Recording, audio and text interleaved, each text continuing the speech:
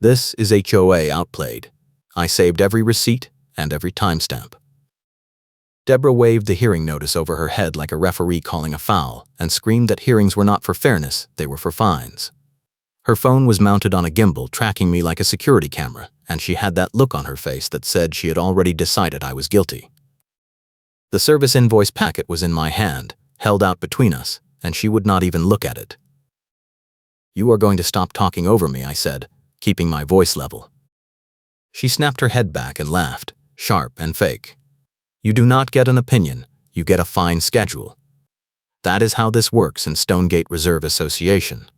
You violated the commercial vehicle parking rule twice in 1 week, and the board has discretion to escalate enforcement. The tow company is already on standby." "I work nights," I said. "I run a mobile detailing business. My van is in my driveway during the day because that is when I sleep." "You know this, Deborah. We have been over this." She tapped her phone screen twice, still filming. "Your camera does not matter. My minutes are the truth. I document everything. The meeting minutes from last month show a unanimous vote to authorize immediate towing for repeat commercial vehicle violations. You are a repeat offender." End of discussion. I wanted to argue, but something in the way she said it made me stop. The meeting minutes from last month. I had been at that meeting. There had been no vote about towing. I remembered because I had asked about enforcement timelines during open comment, and the board president had said they were still reviewing vendor contracts. Deborah had not even been at the table that night. She had been in the back row on her phone the whole time. I took a breath and nodded like I was losing, because I wanted her to get comfortable. That was the moment I decided to reopen the cold case that had been sitting in the back of my mind for 18 months. The last time Stonegate Reserve tried to tow someone without cause, the victim had been a single mom who worked 2 jobs and could not fight back. The paperwork had disappeared. The fees had been refunded quietly. No explanation, no accountability. And Deborah Wright had been the one waving the enforcement notices back then too. I live in Coeur d'Alene, Idaho, in a neighborhood where a missing document becomes a neighborhood scandal and rumors spread faster than porch package thieves. Stonegate Reserve Association is one of those HOAs that looks polished on paper, but runs on gossip and selective enforcement. The rules are thick enough to choke on, and the people in charge pick and choose who gets punished. I am a small business owner. I depend on driveway access to load my equipment every evening before my overnight detailing shifts. Deborah knows that. She has known it since the day I moved in 3 years ago. And she has been looking for an excuse to shut me down ever since I questioned her about a phantom landscaping fee at a board meeting 2 years back. She stepped closer, her windbreaker rustling in the breeze. The porch lights were starting to flicker on up and down the street. Dusk was settling in, and 2 neighbors across the way were whispering and pointing at the tow truck idling near the mailbox cluster. The driver was leaning against the cab, arms crossed, waiting for Deborah to give the signal. "The fine is $350, she said. "If you do not pay by Friday, the lien process starts. And if your van is still in the driveway tomorrow morning, the tow happens. Non-negotiable." I looked past her at the tow driver. He was watching us with the kind of detached boredom that said he had seen this show before. I made a mental note of the company name on the truck door. Then I looked back at Deborah. "Can I see the meeting minutes you just mentioned?" I asked. "The ones with the tow authorization vote." Her smile went sharp. "They are posted on the portal. You should have read them." "I did read them," I said. "There was no vote about towing in the October minutes." She shrugged. "Then you missed the amended minutes. We posted them last week. Check again." That was the second red flag. Amended minutes are supposed to be announced. They are supposed to have a revision date and a reason. You do not just quietly swap them out and pretend the new version was always there. I pulled out my phone and opened the Stonegate Reserve resident portal while she watched. I scrolled to the October meeting file. The upload date was 2 days ago. The file was labeled October Meeting Minutes Final. I opened it. The tow authorization language was right there on page 3, buried in a block of dense text under New Business. But the vote record at the bottom of the page showed 5 yea votes and 0 nay votes. I had been at that meeting. There had been 6 board members present that night, not 5. And the motion had never been called. "Who amended these?" I asked. Deborah tilted her head. The board secretary. That is her job. The board secretary is on medical leave, I said. She has been out for 6 weeks. Deborah's phone gimbal adjusted slightly, tracking my face. Then the assistant secretary handled it. Does it matter? The vote happened. You can dispute it at the hearing if you want, but the fine stands and the tow is scheduled. I suggest you move your van tonight and save yourself the headache. She turned and walked toward the tow truck, her windbreaker snapping in the breeze. I stood there with my phone in my hand and the invoice packet tucked under my arm, watching her talk to the driver. He nodded once, climbed into the cab, and pulled away. Deborah did not look back. I went inside and sat down at my kitchen table with my laptop. The board packet for the October meeting was still in my email archive. I had downloaded it the day before the meeting because I wanted to review the landscaping vendor contract proposal. I opened the file. The original October agenda had no line item for commercial vehicle enforcement. New business had been limited to vendor renewals and a discussion about holiday decorations. That was it. Someone had rewritten the minutes after the fact, and Deborah was acting like it had always been that way. I opened a new tab and pulled up the September meeting minutes. Then August. Then July. I started taking notes. Every meeting since June had at least one line item that did not match my memory or the original agenda. Small things.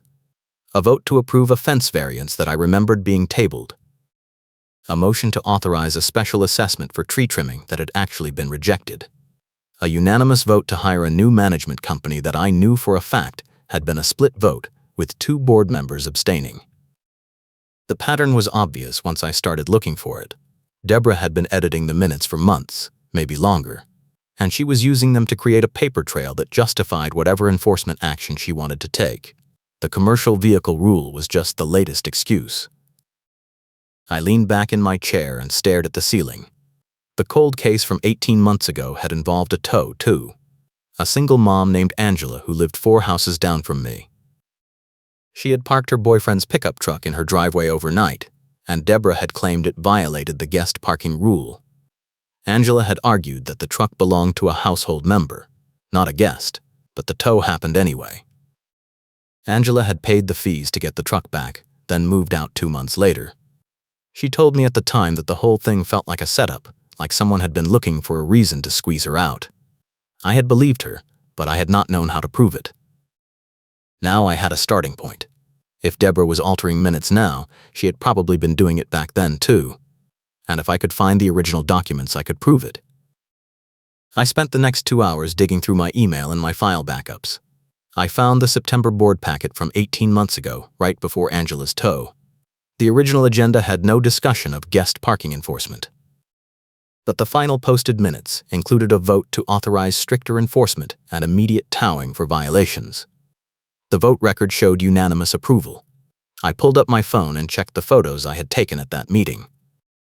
6 board members had been present, but one of them had left early during public comment. The vote could not have been unanimous if someone was not there for it. I saved the file and added it to a new folder on my desktop labeled Cold Case Evidence. Then I went back further. I pulled every meeting packet and every final minutes file I could find going back 2 years. I started building a spreadsheet. Original agenda versus final minutes. Votes that appeared out of nowhere. Line items that did not match the public record. By midnight, I had 14 discrepancies documented. 14 times Deborah or someone working with her had altered the official record to create enforcement justification that had not existed in real time. And every single one of those alterations had led to a fine, a tow, or a forced compliance action against a resident who could not fight back. I saved the spreadsheet and backed it up to 3 different places. Then I sent an email to the Stonegate Reserve Management Company with a formal records request. I asked for copies of all meeting minutes from the past 2 years, all board vote records, and all enforcement action logs tied to commercial vehicle violations and guest parking violations. I cited the Idaho Nonprofit Corporation Act and the association's own bylaws, which require the management company to provide records within 10 business days of a written request. I hit send and closed my laptop. The board packet was being finalized this afternoon and I had to get my evidence included before it was sealed. That meant I had less than 12 hours to gather enough proof to stop Deborah from pushing this through. I got 3 hours of sleep and woke up to my phone buzzing. It was a text from a neighbor 2 streets over, someone I barely knew. The message said, "Check the neighborhood group chat. They are saying you have been violating the parking rule for months and ignoring warnings. Thought you should know." I opened the group chat app. The Stonegate Reserve Community Forum had 400 members, and the thread at the top had 63 replies. The original post was from Deborah. It was time-stamped at 6 in the morning. She had written a long paragraph about repeat offenders and the importance of rules and how some residents think they are above accountability. She did not name me directly, but she described my van, my driveway, and my work schedule in enough detail that everyone knew exactly who she was talking about. She ended the post with, "This is not personal. This is about fairness." The replies were split. Half the thread was people agreeing with her and saying rules are rules. The other half was people asking why this was being litigated in a group chat instead of through proper channels. A few people pointed out that the commercial vehicle rule had exceptions for home-based businesses, and someone asked if I had applied for a variance. Deborah replied to that one with, "Variances are not automatic. The board has discretion." He was denied. I had never applied for a variance because the rule clearly stated that vehicles under a certain size were allowed if they were not used for daily business operations outside the neighborhood. My van met the criteria. I had checked with the management company when I moved in. They had confirmed it in writing. I took a screenshot of Deborah's post and added it to my evidence folder. Then I scrolled down and found another post from her, this one from 3 weeks ago. She had written about how some residents were using loopholes to skirt the rules and how the board needed to tighten enforcement. The post had been edited twice. The edit timestamps showed she had gone back and added details after people started questioning her. That was when I realized the group chat was not just a gossip platform. Deborah was using it to build a public narrative. She was poisoning the room before the hearing even happened. By the time I walked into that meeting, half the neighborhood would already believe I was a problem resident who had been ignoring warnings for months. I got dressed and drove to the management company office. It was a small suite in a strip mall near the highway, tucked between a tax prep service and a vacuum repair shop. The receptionist was a woman in her 50s with reading glasses on a chain. She looked up when I walked in. "Can I help you?" she asked. "I am here about a records request I submitted last night," I said. "I need to confirm it was received and find out when I can expect the documents." She frowned and tapped her keyboard. "What is your name?" I told her. She pulled up my account and scrolled through something on her screen. "I see the request," she said. "We will process it within the required time frame. You should receive the documents within 10 business days." "I need them sooner," I said. "The board is finalizing the enforcement packet this afternoon, and I need the records to dispute a fraudulent entry in the minutes." Her frown deepened. Fraudulent is a strong word. "I have proof," I said. "The meeting minutes have been altered after the fact to justify enforcement actions that were never voted on. I can show you the original agendas versus the final posted minutes. There are 14 discrepancies over the past 2 years. She stared at me for a moment, then glanced toward the back hallway. "Let me get the property manager." She disappeared through a door. I stood there for 5 minutes, listening to a radio playing soft rock in the back office. When she came back, she was followed by a man in a polo shirt with the management company logo on the chest. He had a clipboard in his hand and a look on his face that said he did not want to deal with this. "I am the property manager for Stonegate Reserve," he said. "What is this about altered minutes?" I pulled out my phone and opened the spreadsheet. I showed him the side-by-side comparison of the October agenda and the final minutes. I walked him through the vote record discrepancy. Then I showed him the September file and the July file and the pattern of unauthorized additions. He took my phone and scrolled through the files. His jaw tightened. "This is a serious accusation," he said. "Do you have the original files saved?" "I have backups of every board packet I have ever received," I said, "and I have photos from the meetings showing who was present during votes. The minutes do not match reality. Someone has been editing them after the fact to create enforcement justification." He handed my phone back. "I need to escalate this to our compliance officer. But I can tell you right now, if this is accurate, it is a violation of state law. HOA meeting minutes are legal documents. You cannot just change them." That is what I am trying to stop, I said. The board packet is being finalized today. If those fraudulent minutes go into the packet, they become the official record.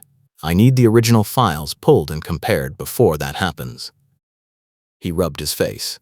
I will make some calls, but I cannot promise anything before this afternoon. The board president has final approval on the packet, and she is very particular about deadlines. Who is the board president? I asked. He hesitated. Deborah Wright. I walked out of the management office and sat in my van for 10 minutes, trying to process what I had just learned. Deborah was not just the social committee chair, she was the board president, which meant she had unilateral control over what went into the board packet, what got posted on the portal, and what the official record said. She could edit minutes, authorize enforcement, and approve fines without a single check on her power. And the management company was either complicit or too afraid to push back. I needed a second set of eyes, someone who knew how HOAs worked and could spot the fraud without me having to explain every detail.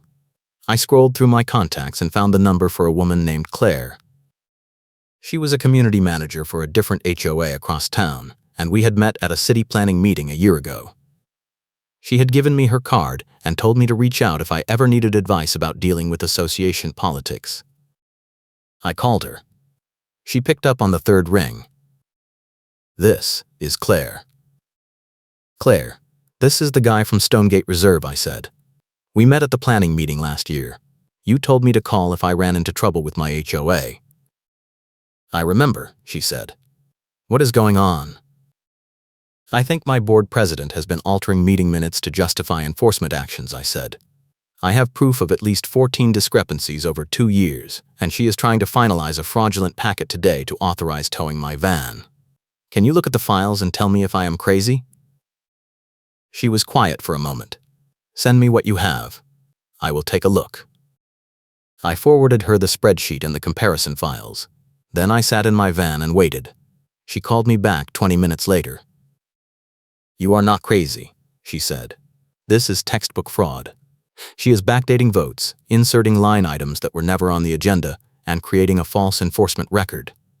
If this goes to a hearing or a lawsuit, she is done. But you need to move fast. Once the packet is finalized and posted, it becomes the official record. You need to get an injunction or a formal complaint filed before that happens. How do I do that? I asked. You file a complaint with the Idaho Attorney General's office and request an emergency review, she said. Or you hire a lawyer and get a cease and desist letter sent to the management company and the board. Either way, you need to act today. I do not have time to hire a lawyer, I said. The packet is being finalized this afternoon.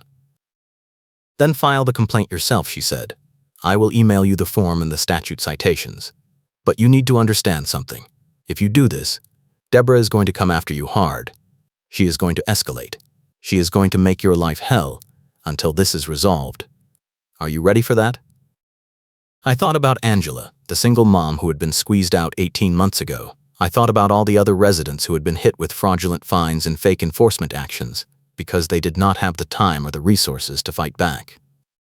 I thought about my van sitting in my driveway and the tow truck idling at the mailbox cluster. I am ready, I said. Good, Claire said. Send me updates, and if you need a witness or an expert opinion, I will testify. This kind of abuse is why people hate HOAs. Someone needs to shut her down. I hung up and opened my email. Claire's message was already there. She had attached a complaint form for the Idaho Attorney General's Consumer Protection Division and a list of statute citations related to nonprofit corporate fraud and HOA governance. I filled out the form in my van, attaching the spreadsheet and the comparison files as exhibits. Then I drove to the post office and sent it certified mail with a return receipt requested. By the time I got home, it was noon. I had 6 hours before the board packet deadline. I opened my laptop and checked the resident portal. The October minutes were still posted. The fraudulent tow authorization was still there. I took another screenshot and added it to my evidence folder. Then I got a text from a number I did not recognize. The message said, "Stop making trouble or the fine doubles. You have until Friday." I stared at the text for a long time. Then I screenshotted it and added it to the folder. That afternoon, I got a call from the management company. It was the property manager. "I reviewed your records request," he said. "I am going to need more time to pull everything you asked for. Some of the files are archived off-site." "The request cited a 10-day turnaround," I said. "That is what the bylaws require." "I understand," he said, "but this is a large request. It is going to take time." "The board packet is being finalized today," I said. "If those fraudulent minutes go into the packet, they become the official record. I need the original files now so I can dispute them before the deadline." He sighed. "I will do what I can, but I cannot make any promises." "Can you at least confirm that the October meeting agenda did not include a line item for commercial vehicle enforcement?" I asked. He was quiet for a moment. "I cannot confirm or deny the contents of internal documents without board approval." "That is not an answer," I said. "It is the only answer I can give you right now," he said. "I will call you back when I have more information." He hung up. I sat there staring at my phone, feeling the walls close in. The management company was stonewalling me. Deborah had control of the official record. The hearing was scheduled for next week, and I had no way to get the evidence I needed in time. I needed a trump card, something Deborah did not know I had, something that would flip the power dynamic in one move. I thought back to the October meeting. I had been sitting in the third row with my phone in my pocket. I had not planned to record anything, but I had opened my voice memo app at the start of the meeting because I wanted to take notes later. The app had been running the whole time. I had forgotten about it until now. I grabbed my phone and opened the voice memo app. The October file was still there. 2 hours and 14 minutes of audio. I plugged in my headphones and started scrubbing through the timeline. The meeting had started with roll call, 6 board members present, then the Pledge of Allegiance, then public comment. I heard my own voice asking about enforcement timelines. The board president, a man named Gerald, had responded with something vague about reviewing vendor contracts. Then the meeting had moved into reports. Treasurer, secretary, social committee. Deborah had given a 3-minute update about holiday decorations and newsletter content. She had not mentioned commercial vehicles. She had not mentioned enforcement at all. I kept scrubbing. New business. Gerald had called for a motion to approve the landscaping vendor contract. Someone seconded. The vote was 4 yay, 2 nay. Then Gerald had asked if there was any other new business. Silence. He had called for a motion to adjourn. Someone seconded. Meeting adjourned. There had been no vote about towing, no discussion of commercial vehicle enforcement, no mention of repeat offenders. The entire line item in the final minutes was fabricated. I saved the audio file to my laptop and made 3 backup copies. Then I sat back and smiled. I had her. She could edit all the minutes she wanted. She could control the portal and the board packet and the management company. But she could not edit an audio recording from the actual meeting. I sent Claire a text. "I have the trump card. Audio recording from the October meeting. No vote on towing." She fabricated the whole thing. Claire replied immediately. "That is checkmate. Do no tell her you have it. Let her commit at the hearing. Then drop it." I put my phone down and stared at the ceiling. The hearing was in 6 days. I had the evidence. I had the complaint filed with the Attorney General. I had Claire on standby as a witness. All I had to do was wait. But Deborah was not going to wait. She was going to escalate. And I needed to be ready. That night, I got another text. This one was from a neighbor I knew casually, a guy named Rick who lived 2 streets over. The message said, "Just saw Deborah at the hardware store. She was telling people you have been ignoring violations for months and the board has no choice but to tow. Thought you should know." If you are enjoying this story, hit the like button and subscribe for more HOA revenge tales where justice actually gets served. I drove to the hardware store. It was a big box place near the freeway, the kind with aisles that go on forever and fluorescent lights that make everything look washed out. I spotted Deborah in the paint section, talking to 2 women I recognized from the neighborhood. She had a shopping cart full of decorating supplies and her phone on the gimbal mount, tracking the conversation. I walked up and stood a few feet away, waiting for her to notice me. She did not. She kept talking. "The rules are very clear," she was saying. Commercial vehicles over a certain size are not allowed in driveways. He was given multiple warnings, and he ignored every single one. The board voted to authorize immediate enforcement. We do not have a choice. One of the women glanced at me and went pale. Deborah followed her gaze and turned around. Her smile went sharp. "Can I help you?" she asked. "I just wanted to clarify something," I said. "You told these ladies the board voted to authorize enforcement. Can you tell me when that vote happened?" She blinked. "At the October meeting. It is in the minutes." "I was at the October meeting," I said. "There was no vote about commercial vehicles. The agenda did not include it, and the discussion never happened." The two women were staring at us now. A guy stocking shelves a few aisles over had stopped to watch. Deborah's phone gimbal adjusted, tracking my face. "You must have missed it," she said. "It was during new business." New business was limited to the landscaping vendor contract, I said. The motion to adjourn was called immediately after the vote. There was no other discussion. She tilted her head. "Then you were not paying attention. The vote happened. You can dispute it at the hearing if you want, but the record is clear." I pulled out my phone and opened the October meeting agenda. I held it up so the two women could see. "The agenda has 4 line items under new business," I said. "None of them mention commercial vehicles. None of them mention enforcement. You added that language after the meeting." One of the women leaned in to look at my phone. Deborah stepped between us, blocking her view. "That is an old version," Deborah said. "The agenda was amended before the meeting started. The final version is on the portal." "The agenda is not supposed to be amended without notice," I said, "and you cannot add a vote to the minutes if the vote never happened. That is fraud." Her face went red. "You are accusing me of fraud in the middle of a hardware store? Are you serious right now?" "I am asking you to explain why the meeting minutes do not match the meeting that actually happened," I said. "If you have a good reason, I would love to hear it." She turned to the two women. "This is exactly the kind of behavior I was talking about.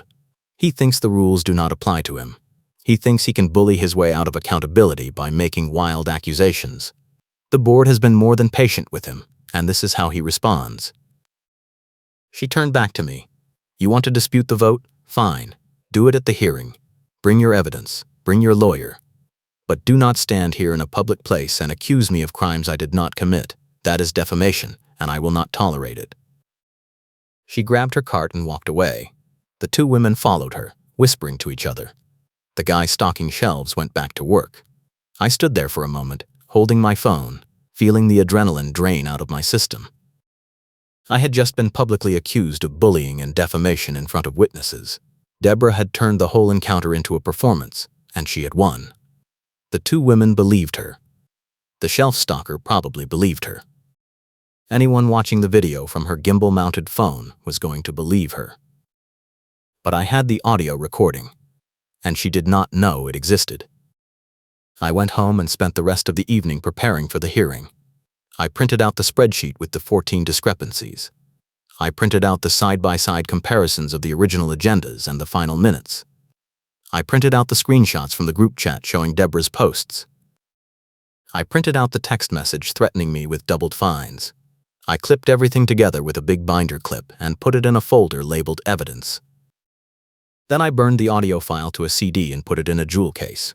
I labeled the case October meeting recording and added it to the folder. I made 3 backup copies and stored them in different locations. One in my van, one in my desk drawer, one in a safe deposit box at the bank. The hearing was scheduled for Thursday night at 7. That gave me 5 days to prepare. 5 days for Deborah to escalate. 5 days for something to go wrong. On Tuesday morning, I woke up to the sound of a diesel engine idling outside my house. I looked out the window and saw the tow truck parked at the curb. The driver was out of the cab, walking toward my driveway with a clipboard.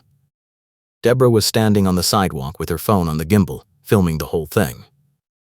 I threw on clothes and ran outside. The driver was hooking the tow chain to my van's front axle. "Stop," I said. "You cannot tow this vehicle without notice." The driver looked at Deborah. She walked over, her phone tracking me. "He was given notice," she said. "The fine deadline was Friday. He did not pay. The lien process starts today, and the vehicle is subject to immediate removal under Section 12.4 of the Parking Enforcement Addendum. I pulled out my phone and opened the HOA bylaws. Section 12.4 says the vehicle can be removed after 30 days of non-compliance, I said. It has been 4 days since you issued the fine. You cannot enforce a lien that does not exist yet. The driver stopped and looked at Deborah again. She frowned and pulled out her own phone. She scrolled through something, then shook her head. The addendum was updated last month, she said. The 30-day requirement was reduced to 7 days for repeat offenders. You are a repeat offender.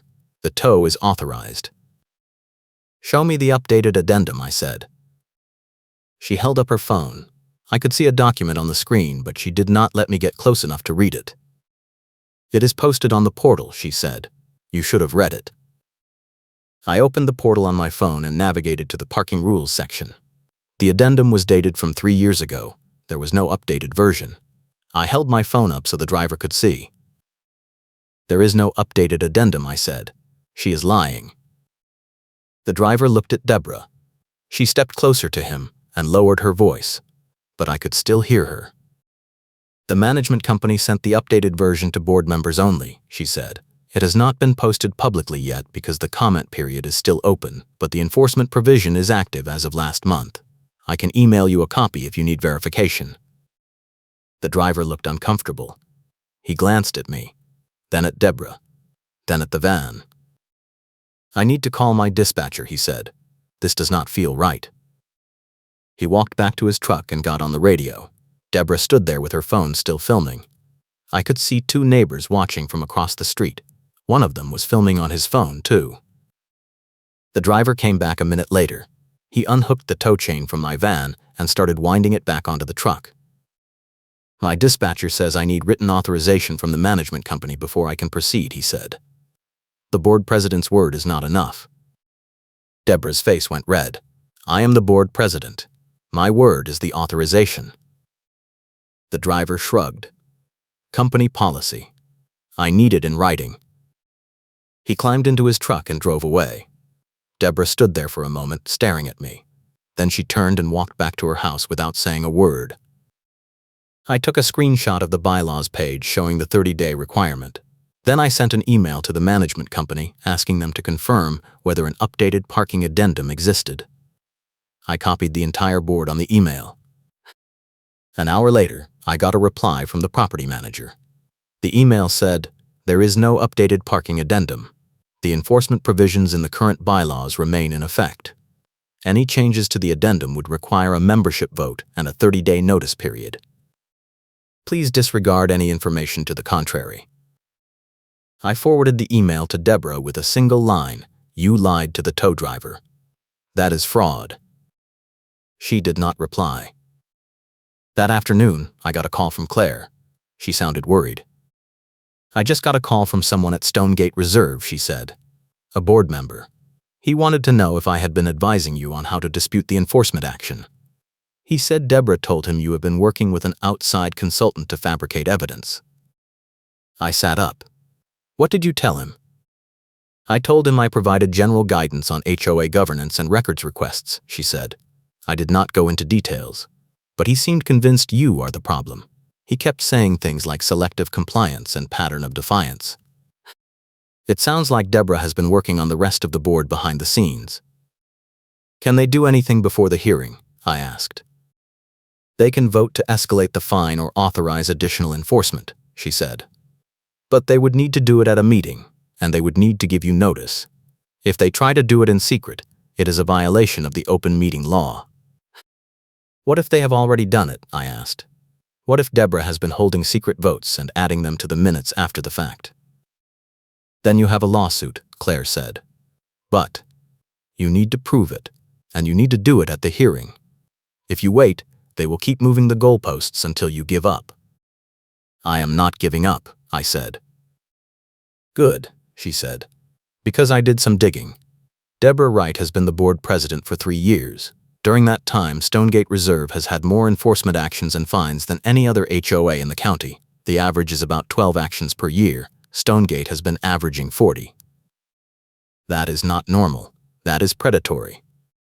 Do you think the management company knows? I asked. I think they know and they do not care, she said. Enforcement actions generate revenue. Every fine, every lien, every tow, the management company gets a processing fee. Deborah is a cash cow for them. They are not going to shut her down unless they are forced to. How do I force them? I asked.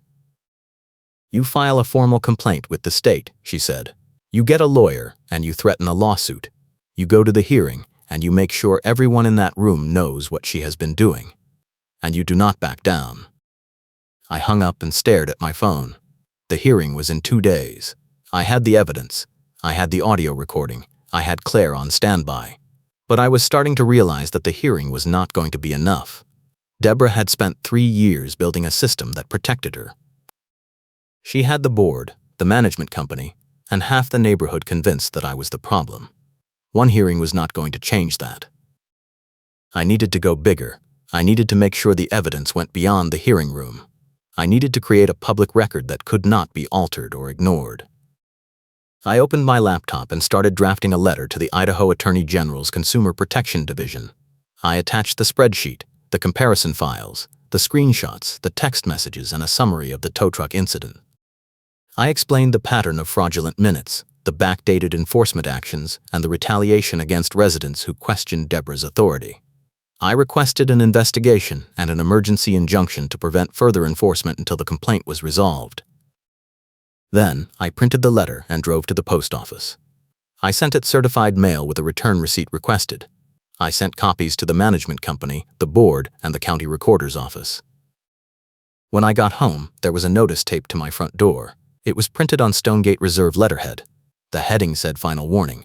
The body of the notice said I had until Thursday at noon to remove my van from the driveway or face immediate towing and a lien on my property. The notice was signed by Deborah Wright, board president. I took the notice inside and added it to my evidence folder. Then I called Claire. She just escalated again, I said. She posted a final warning on my door. The deadline is 2 hours before the hearing. That is retaliation, Claire said. She is trying to force you into non-compliance so she can tow the van before you have a chance to dispute it at the hearing. Do not move the van. If she tows it, you sue her personally for wrongful seizure. What if she actually does it? I asked. Then you call the police and report it as theft, Claire said. The tow is not authorized. The management company already confirmed that. If she calls the tow company again and they proceed without written authorization, they are complicit. You have them on the hook, too. I hung up and sat down at my kitchen table. The folder of evidence was in front of me. The CD with the audio recording was on top. I stared at it for a long time. Thursday came. I woke up early and checked the driveway. The van was still there. No tow truck. I made coffee and got dressed. I put on a clean shirt and my brown hoodie. I grabbed the evidence folder and the CD. Then I sat on my couch and waited. At 11:45, I heard a diesel engine. I looked out the window. The tow truck was back. The driver was the same guy from Tuesday. Deborah was not with him this time, but I could see her standing on her porch 2 houses down, watching. I walked outside. The driver saw me and stopped. I need written authorization from the management company, he said. I cannot proceed without it. Did you get the authorization? I asked. He held up a piece of paper. I walked over and looked at it. It was a printout of an email from Deborah to the tow company. The email said the board had authorized the tow at an emergency meeting last night and the management company had been notified. The email was time-stamped at 10 this morning. There was no emergency meeting last night, I said. I am on the board email list. I did not receive notice of any meeting. The driver shrugged. I just do what I am told. If you have a problem with the authorization, you need to take it up with the management company. I pulled out my phone and called the property manager. He picked up on the second ring. Did you authorize a tow for my van this morning? I asked. No, he said. I have not received any communication from the board about an emergency meeting or a tow authorization. I am looking at an email from Deborah that says you were notified, I said. I was not notified, he said. If she sent an email, it did not come to me. I turned to the driver. The management company says they did not authorize this. You need to leave. The driver looked at the email again. Then he looked at me. Then he got on his radio and called his dispatcher. I could hear the conversation. The dispatcher told him to stand down and return to base. The driver unhooked the chain and drove away. Deborah was still standing on her porch. I walked over to her. She did not move. "You lied to the tow company again," I said. "You told them there was an emergency meeting last night. There was no meeting. You forged the authorization." She crossed her arms. "The board has the authority to hold emergency meetings for time-sensitive enforcement matters. The meeting happened. You were not invited because you were the subject of the enforcement action. Emergency meetings require 24 hours notice to all board members," I said. "I am a member of the association. I get notice. You did not send notice. The meeting did not happen." She smiled. "Prove it." I walked back to my house and grabbed the evidence folder. Then I drove to the management company office. The property manager was at his desk. He looked up when I walked in. "I need to file a formal complaint," I said. "Deborah just tried to authorize a fraudulent tow using a fake emergency meeting. She lied to the tow company, and she lied to you. I have proof." I put the folder on his desk. He opened it and started flipping through the pages. He stopped at the spreadsheet showing the 14 discrepancies. He looked up at me. "Where did you get this?" he asked. "I pulled it from my own archives," I said. "Every board packet I have ever received, every meeting I have ever attended. The minutes do not match reality. She has been altering them for years." He kept flipping through the folder. He stopped at the screenshots from the group chat. Then the text messages. Then the final warning notice. "This is bad," he said. "If this is accurate, she has been committing fraud for years, and we have been enabling it by posting the altered minutes on the portal." "Can you pull the original files and compare them?" I asked. He nodded. "I can pull everything we have on record, but I need to escalate this to the regional manager. This is beyond my authority." "How long will that take?" I asked. "A few days," he said. "Maybe a week." "The hearing is tonight," I said. "I need the evidence on record before the board votes."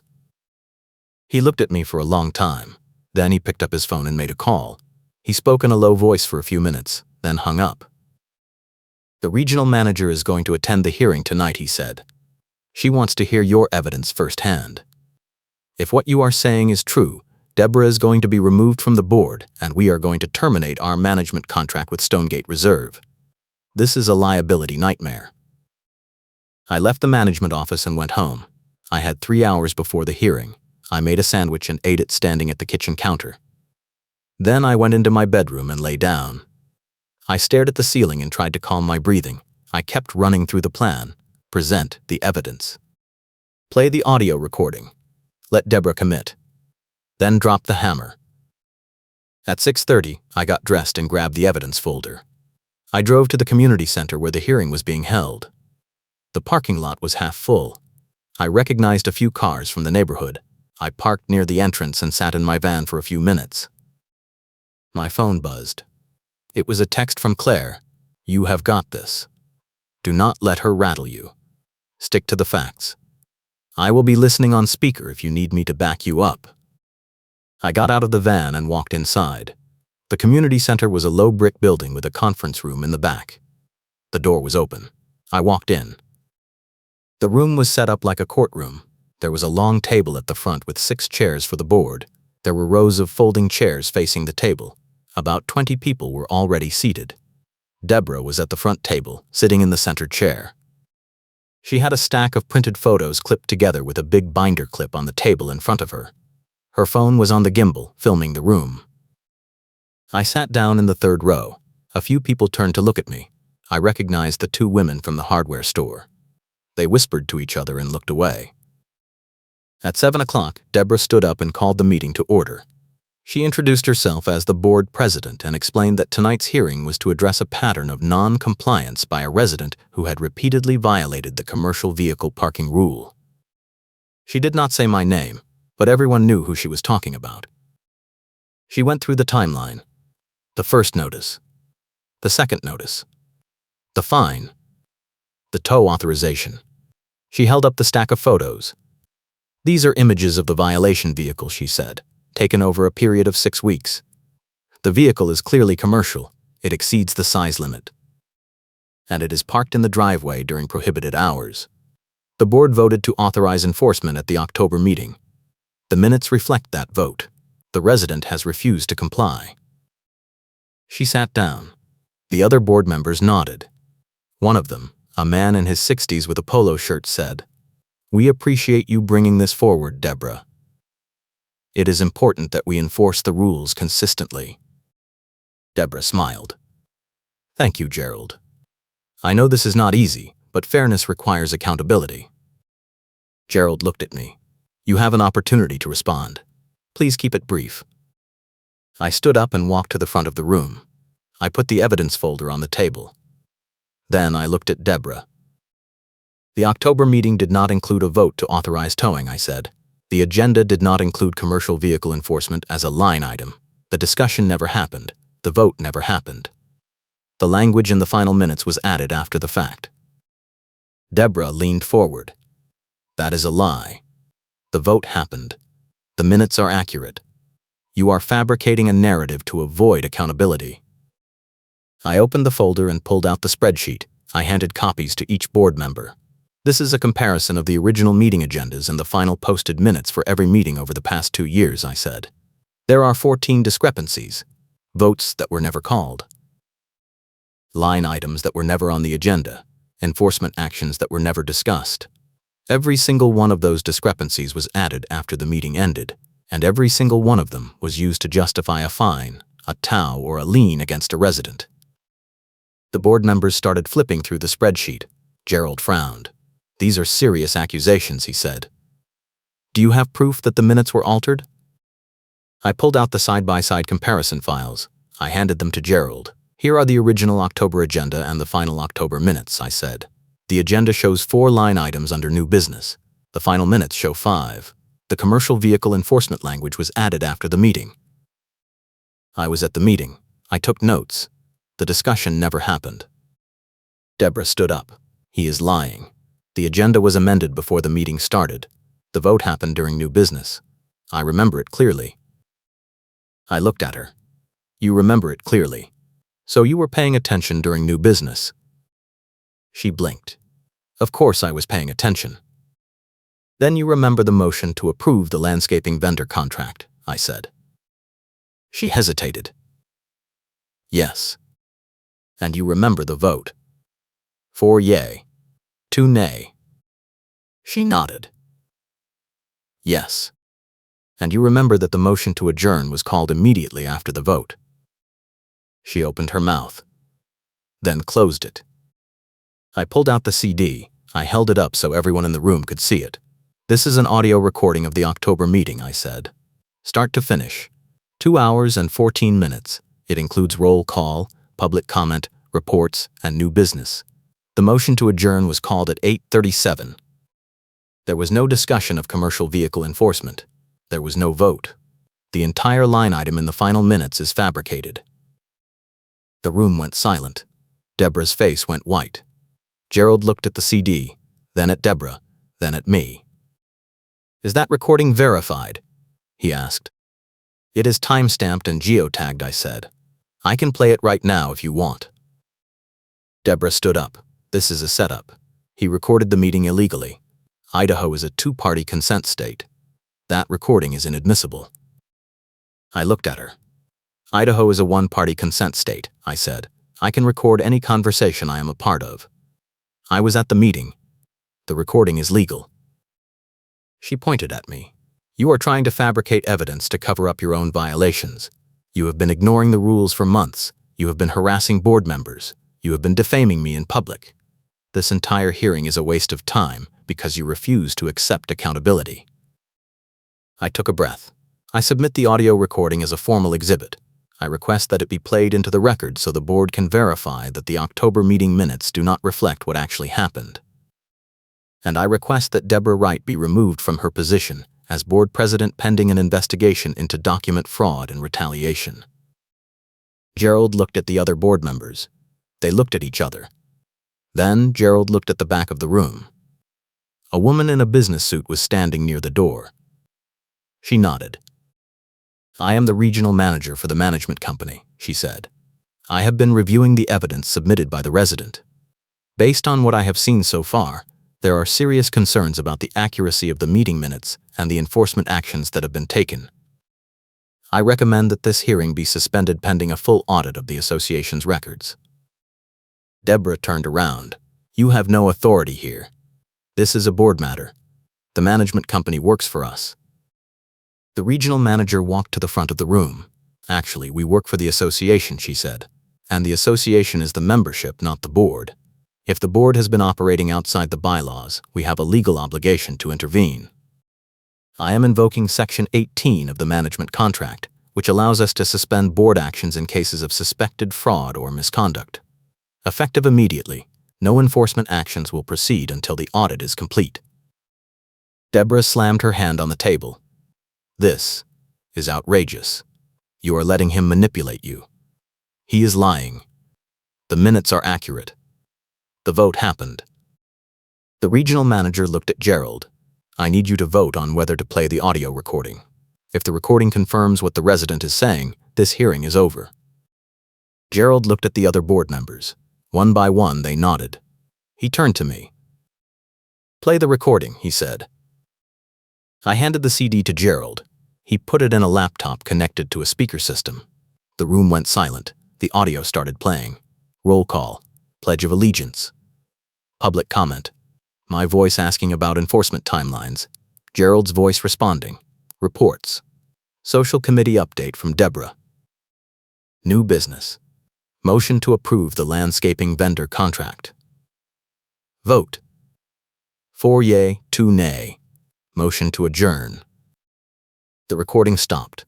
Gerald looked at Deborah. "There was no vote about commercial vehicles," he said. Deborah stood there, frozen. Her face was red. Her hands were shaking. "The minutes are wrong," Gerald said. "You added language that was never discussed. You fabricated a vote. You used that fabricated vote to authorize enforcement against a resident. That is fraud." She pointed at me. "He set me up. He edited the recording. He is lying." "The recording is time-stamped and geotagged," I said. "It matches the meeting date and time. You can verify it with the community center's security footage if you want. The meeting happened exactly as recorded. You lied." The regional manager stepped forward. "Deborah Wright, you are suspended from the board effective immediately. You are not to participate in any board business, you are not to access association records, and you are not to contact any residents regarding enforcement matters. A written order will be delivered to you within 24 hours. If you violate this order, we will pursue legal action." Deborah grabbed her phone and her stack of photos. She turned and walked toward the door. Halfway there, she stopped and looked back at me. "This is not over," she said. "Yes, it is," the regional manager said. Deborah left. The room stayed silent for a long moment. Then, Gerald cleared his throat. "We owe you an apology," he said. "We trusted Deborah.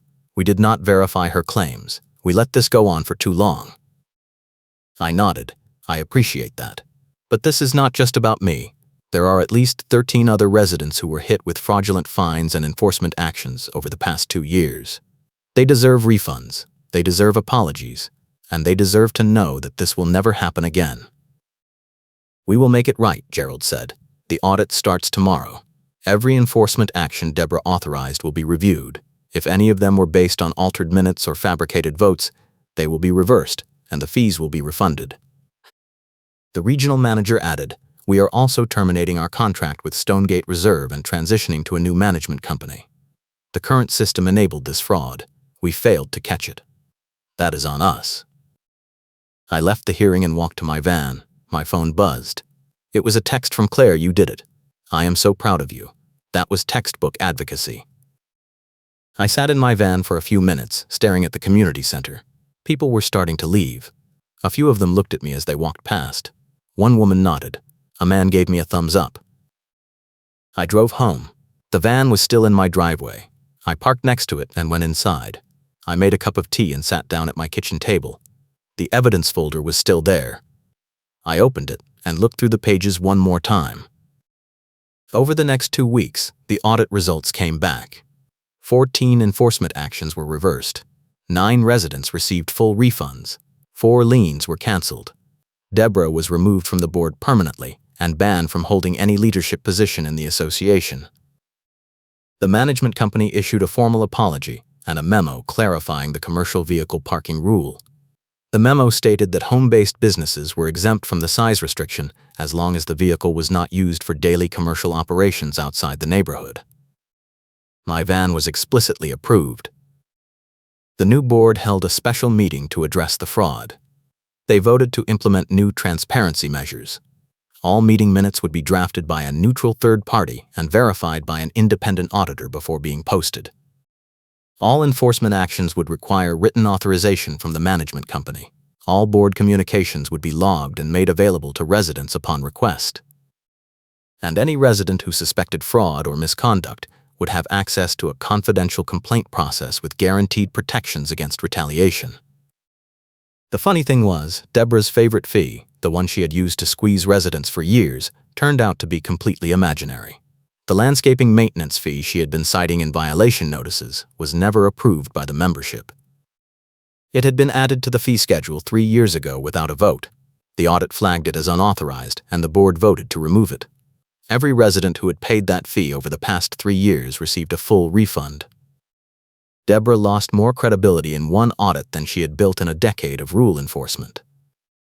The consequences were immediate. The HOA issued a memo clarifying the rule Deborah had weaponized, and Karen was ordered to stop contacting me directly.